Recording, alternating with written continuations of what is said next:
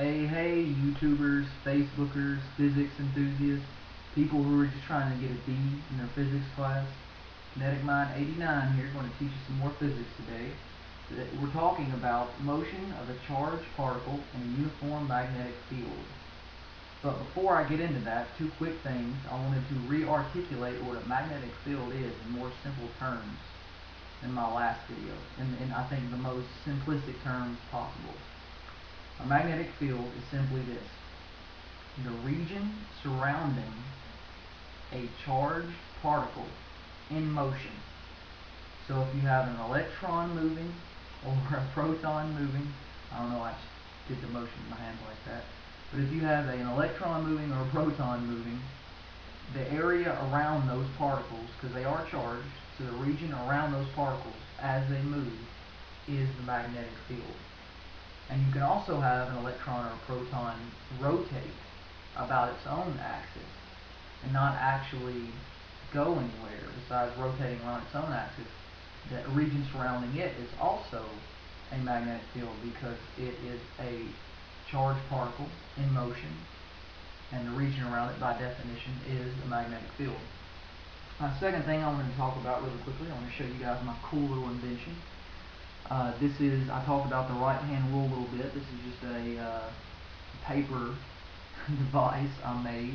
It's just two sheets of paper. One's folded in half this way, this one on the back is folded in half, and they're stapled together. And this just helps illustrate in 3 dimensions a lot more easily the right-hand rule and to figure out your quantities, because sometimes when trying to do the right-hand rule, you're twisting your hand in all these crazy directions and just making weird shapes, and somebody could walk in your room, you're studying physics, and they think you're crazy. Yeah, so you might, if you want, you can make one of these to make things easier on you, and people won't think you're crazy. But anyways, as with always, each of these quantities is perpendicular to the other 3, and by knowing 2, it will help you determine the other. If you know your magnetic force is in one direction, and you know your velocity is perpendicular to that magnetic force, so you guys can see, if this is the velocity, if you know it's perpendicular to your magnetic force, you know the direction of your magnetic field. If you have, I can come up with a different example. There's only 3 quantities. If you have your force going this direction and your magnetic field going this direction, then your velocity has to be going this direction. However, if you were talking about a proton in that example, then it would have to be the opposite of that. Let's see, I think I just flipped that the exact way. Your force would have to be going down if you had a electron. Whenever there's a proton, the magnetic force acts the opposite direction as on a electron. So you can actually just flip this thing either way and you have the same thing. But that's only when you have different charged particles. But going back, we were digressing a little bit, going back to the lesson at hand, motion of a charged particle in a uniform magnetic field. Okay, I have 2 cases here. And the first case is a special case, and the second case is what happens most of the time in everyday life in magnetic fields. But the first is a little bit, just slightly more simplistic, so we're going to talk about it first. So what we have here is this bottom circle is B. This represents just a circle, it's a magnetic field. And this is separate from this charged particle up here. This is just a magnetic field, this circle. And it's going in this direction, going up. Up here we have this circle represents the rotation of a charged particle. Q. It could be a proton or electron. I'm going to say an electron in my case. In this case here.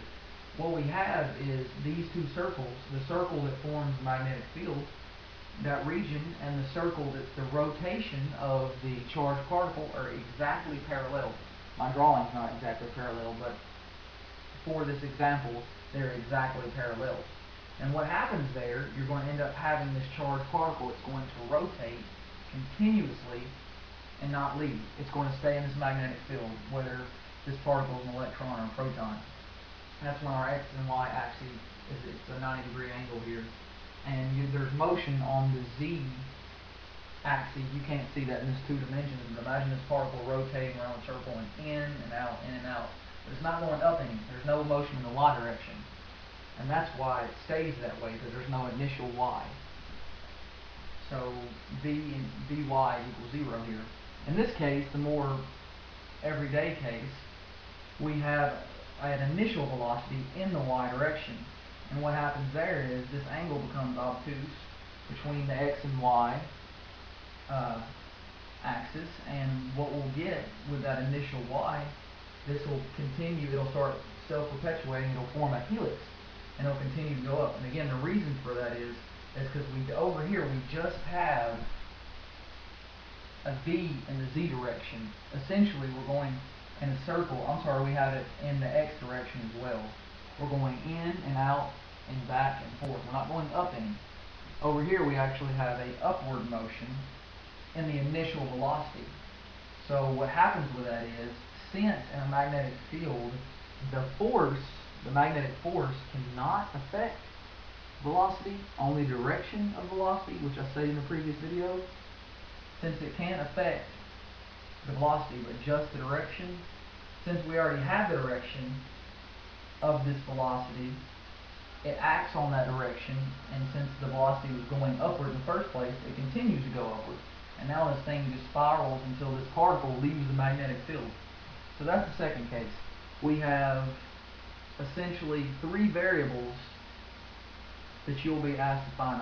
There's actually more in these equations than 3. I'm not sure I could count them, but a few more. But there's essentially 3 equations, and there's a 4th for period, which you can substitute some variables. But these 3 equations these are things that physicists are interested in finding. If you're just a physics student trying to get by, you probably don't care about, but you might be asked them on a test about motion of a charged particle in a uniform magnetic field. And these can be modeled for using uniform circular motion too, and that's simply because it is circles, uniform motion circles. But the first equation is r is the radius of our circle. If we're trying to figure out how big our circle is of rotation, we could be asked that.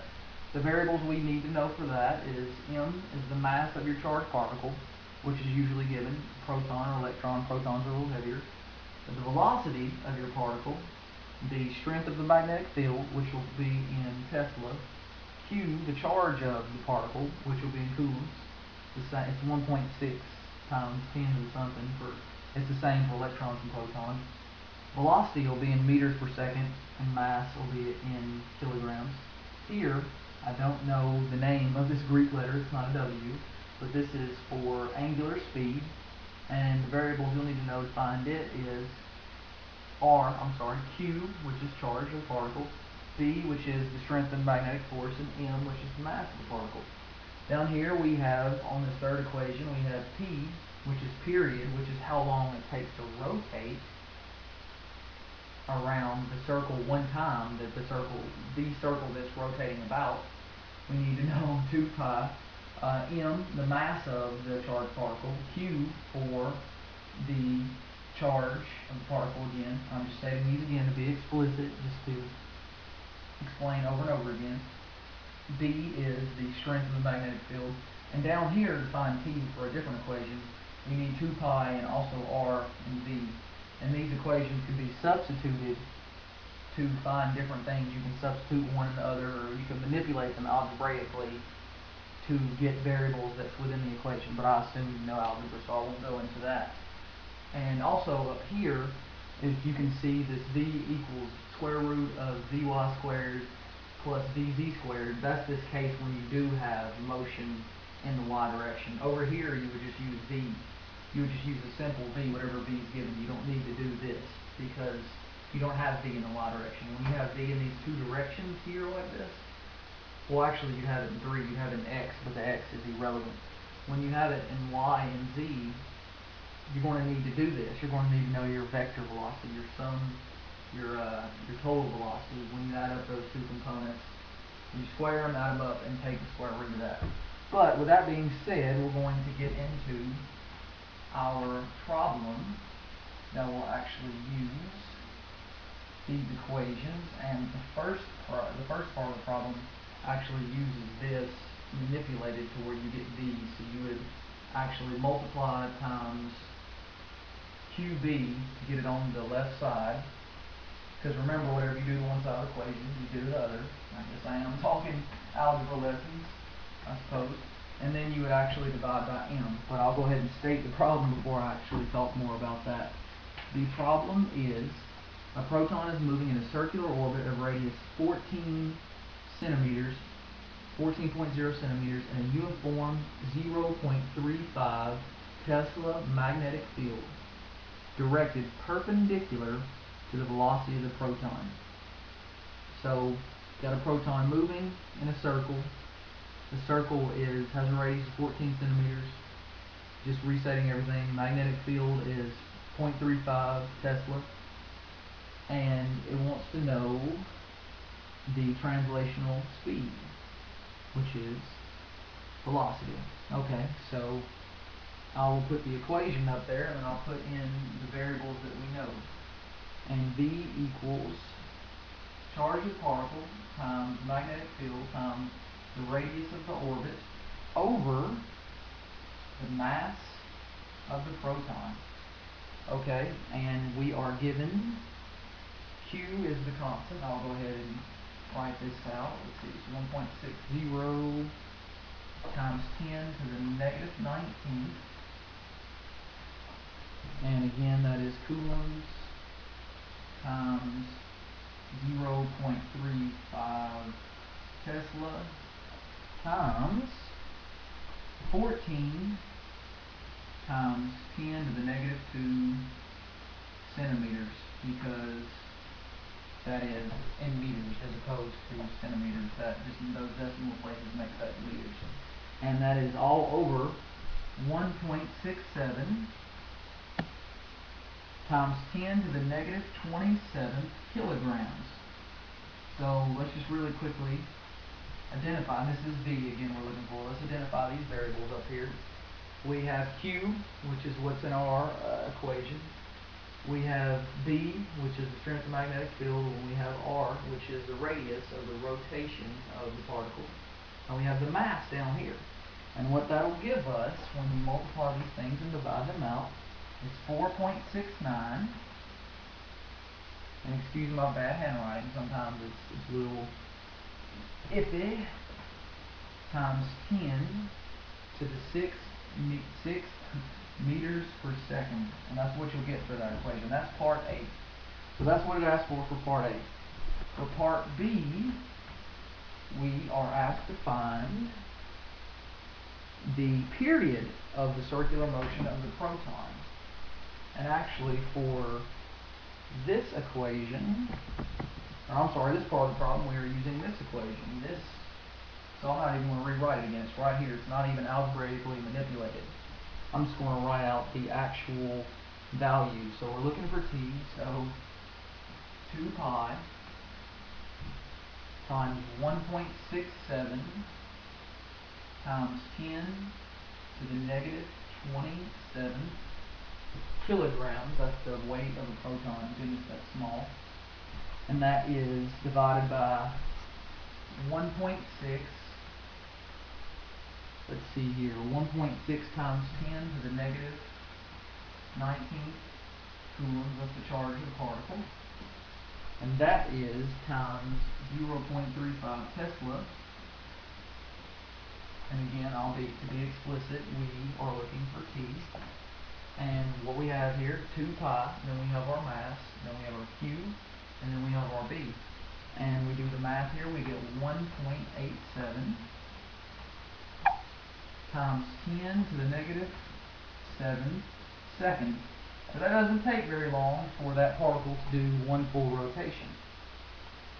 So that's the most simplistic of problems for a question that would ask you to find, characteristics of the motion of a charged particle in a uniform magnetic field. So I hope you guys enjoy this. I hope it's a little bit more simple. Again, subscribe. Get questions. I welcome those, comments, suggestions. Just send them my way. Till next time, Kinetic Mind 89. Physics Made Simple. Take care, people.